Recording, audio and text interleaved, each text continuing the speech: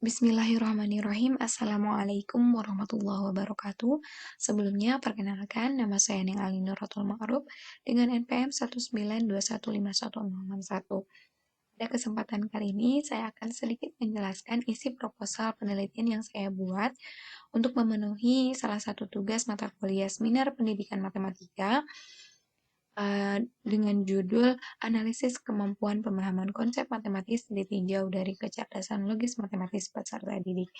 Langsung saja yang pertama, latar belakang. Nah, keberhasilan proses belajar mengajar dapat diukur dari keberhasilan peserta didik yang mengikuti kegiatan pembelajaran. Nah, keberhasilan tersebut dapat dilihat dari tingkat pemahaman materi dan juga prestasi belajar dari peserta didik itu sendiri. Nah, semakin tinggi pemahaman materi dan prestasi belajar peserta didik, maka semakin tinggi pula tingkat keberhasilan pembelajaran. Nah, dalam pembelajaran matematika tentunya dibutuhkan pemahaman konsep sebagai dasar untuk pengembangan materi lebih lanjut. Nah, berdasarkan penelitian yang dilakukan oleh Jahariyah Karuti, menemukan bahwa ada beberapa faktor-faktor yang berkontribusi terhadap rendahnya kinerja dari peserta didik tersebut dalam mata pelajaran matematika. Nah, di sini dijelaskan bahwa kinerja staf yang buruk, kemudian cara mengajar, kemudian bahan ajar yang tidak memadai, kemudian kurangnya motivasi dan sikap buruk oleh para guru, juga dari peserta didik itu sendiri. Nah, maka dari hasil penelitian di atas dan juga argumen sebelumnya, didapatkan bahwa rendahnya pemahaman konsep matematis peserta didik ini akan menghasilkan prestasi belajar dari peserta didik menjadi buruk yang disebabkan oleh beberapa faktor gitu. Nah, oleh karena itu, peneliti tertarik gitu untuk mengadakan penelitian lebih lanjut sehingga diambillah penelitian dengan judul tadi gitu bahwa judulnya yaitu analisis kemampuan pemahaman konsep matematis ditinjau dari kecerdasan logis matematis peserta didik. Nah, adapun untuk definisi operasional yang digunakan dalam penelitian ini ada analisis, kemudian kemampuan pemahaman konsep matematis, dan yang terakhir ada kecerdasan logis matematis. Nah, untuk rumusan masalahnya sendiri yaitu yang pertama atau salah satu rumusan masalahnya adalah bagaimana kemampuan pemahaman konsep matematis ditinjau dari kecerdasan logis matematis dari peserta didik itu sendiri. Nah, adapun untuk tujuan dari penelitiannya yaitu mendeskripsikan kemampuan pemahaman konsep matematis ditinjau dari kecerdasan logis matematis peserta didik.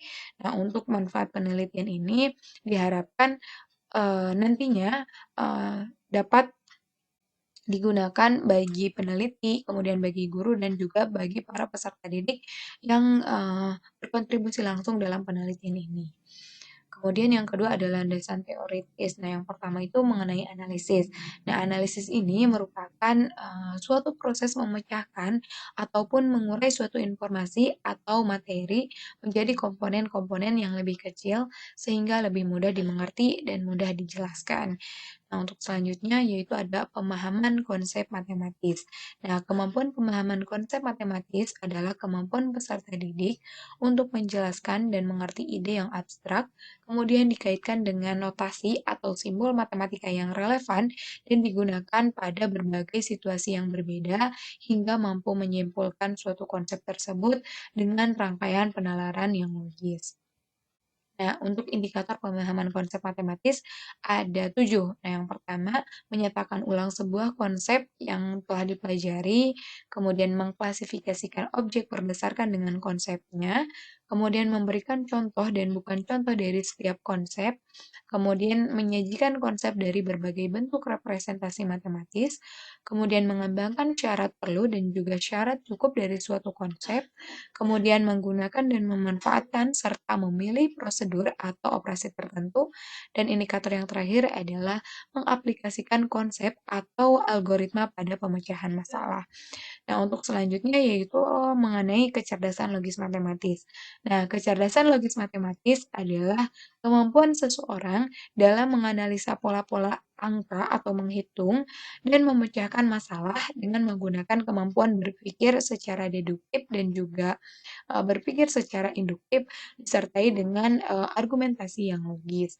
Nah, adapun komponen-komponen dari kecerdasan logis matematis ada 5. Yang pertama, perhitungan secara matematis, kemudian berpikir secara logis, kemudian pemecahan masalah, kemudian pertimbangan induktif dan juga perkembangan deduktif, dan komponen yang terakhir ialah ketajaman pola serta hubungan-hubungannya. Kemudian penelitian yang relevan atau penelitian yang digunakan agar eh, tidak terjadi kesamaan antara penelitian sebelumnya dengan penelitian saya gitu. Yang pertama adalah penelitian yang dilakukan oleh Dina Cynthia R dengan judul Analisis Kemampuan Pemahaman Konsep Matematis Siswa Selama Masa COVID-19 dalam Pembelajaran Daring kelas 7 SMP Negeri 1 Tanjung Emas.